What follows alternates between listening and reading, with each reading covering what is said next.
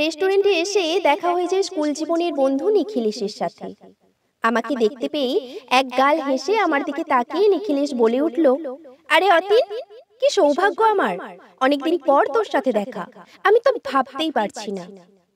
আমি কিছু বলার আগেই আমার বাবা বলে বসলো, আরে কি বলি বলো তো, এই বুড়ো বুড়িকে নিয়েই যত টানাটানি।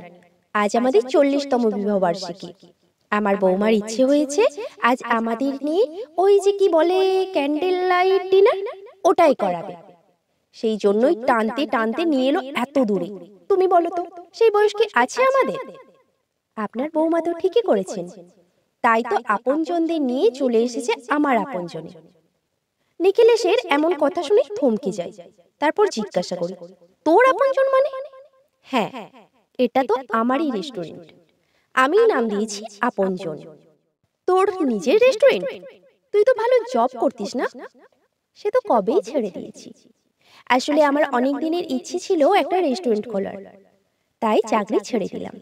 আচ্ছা শোন, কাকু কাকিমা সবাইকে নিয়ে ভিতরে যা, আমি সমস্ত ব্যবস্থা করে দিচ্ছি। নিখিলেশের কথা মতো আমরা ভিতরে যাই। নিখিলেশের অমায়িক ব্যবহারে মুগ্ধ না হয়ে কেউ পারে না।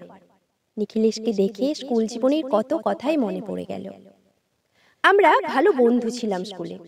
কলেজে এসে আলাদা হয়ে গেলাম। আমি সায়েন্সের স্টুডেন্ট আর ও ছিল কমার্সের। নিজের চেষ্টাতেই ও লেখাপড়া করেছে। শুনেছিলাম ছোটবেলায় একটা বাইক অ্যাক্সিডেন্টে ওর বাবা মা মারা যান। জেঠুর কাছে মানুষ। আগে ওর সাথে প্রায়ই দেখা হতো আমার। চাকরি হওয়ার পর থেকে যোগাযোগটা কমে গেল, কিন্তু বন্ধুত্বের সেই টানটা আজও সমানভাবে রয়েছে। কিন্তু চাকরি ছেড়ে রেস্টুরেন্ট করতে গেল কেন, সেটাই তখন ভাবছিলাম। রেস্টুরেন্টে ডিনার সেরে নিই। বাবা মা তো ভীষণ তৃপ্তি করে খেয়েছে। রেস্টুরেন্টে এসে বাবা মা যে কি পরিমাণে খুশি হয়েছে সেটা বলে বোঝাতে পারবো না। ডিনার সেরে বাইরে আসতেই নিখিলেশ জিজ্ঞাসা করলো, কাকু কাকিমা দুজনকেই বলছি, কেমন লাগলো বলুন? খাবার দাবার সব ঠিকঠাক ছিল তো?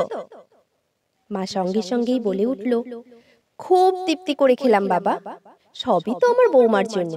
ভাগ্যিস বৌমা নিয়ে এলো আমাদের। আর তোমাকে বলছি, তোমার আপনজনে এসে তুমিও আমাদের আপনজন হয়ে গেলে। প্রত্যেকটা রান্না খুব ভালো হয়েছে। তারপর মা বাবাকে গাড়িতে বসিয়ে দিয়ে মৌলিকে বলি, তুমি মা বাবাকে নিয়ে গাড়িতে ততক্ষণ বসো, আমি বিলটা মিটিয়ে দিয়ে আসছি। মৌলি অর্থাৎ আমার স্ত্রী বিল মেটাতে গিয়ে বিলটা হাতে নিয়ে দেখছি আর ভাবছি, এত কম টাকা মাত্র বিল হয়েছে। মনে হচ্ছে হিসেবে কোথাও ভুল হচ্ছে। ভালো করে আরো একবার চোখ বুলিয়ে নিয়ে নিখিলেশকে বললাম, বিলটা একটু চেক করে দেখ তো নিখিলেশ, মনে হচ্ছে কিছু একটা ভুল হয়েছে।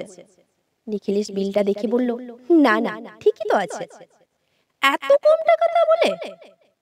যা বিল হয়েছে তার উপর 50% ডিসকাউন্ট আছে। সে আবার কি, রেস্টুরেন্টে কিসের ডিসকাউন্ট?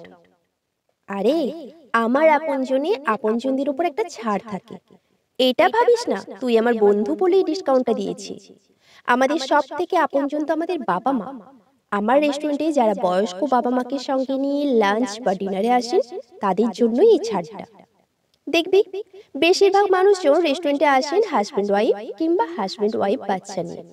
বয়স্ক বাবা মায়েদেরও তো ইচ্ছে হয় তারাও একদিন বাইরে বেরোবে, রেস্টুরেন্টে খাওয়া দাওয়া করবে, কিন্তু সেই সৌভাগ্য অনেক বাবা মায়ের হয় না।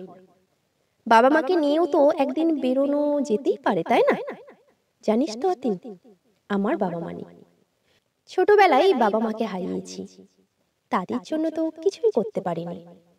আজ যদি আমার বাবা মা বেঁচে থাকতেন, তাদেরও তো আমি প্রতিদিনই খাওয়াতাম। আমার রোজগারের টাকায় আমার মা বাবার জন্য কিছুই করা হলো না। সেই সৌভাগ্য থেকে আমি বঞ্চিত। তাতে কি, আমার আপনজনে প্রায় দিনই তোর মতো কেউ না কেউ আসেন বাবা মাকে সঙ্গে নিয়ে, যারা আমার বাবা মায়ের মতোই। ওদের মধ্যে দিয়েই আমি আমার বাবা মাকে খুঁজে পাই। তাই তো আমার এই ডিসকাউন্টের ব্যবস্থা বাবা মায়েদের জন্যই।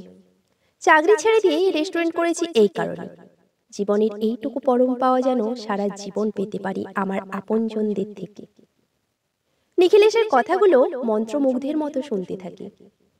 রেস্টুরেন্টে খেয়ে যতটা না তৃপ্তি পেলাম, তার থেকে বেশি তৃপ্তি পেলাম নিখিলেশের কথাগুলো শুনে। মা বাবার জন্য এমন ভাবনা, সত্যি এক অন্যরকম মনুষ্যত্ব। বিলটা মিটিয়ে নিখিলেশকে বুকে জড়িয়ে ধরলাম, নিজের আপনজন জেনে। এক অসম্ভব ভালো লাগা, এক অন্যরকম ভালোবাসায় ভরে গেল মনটা।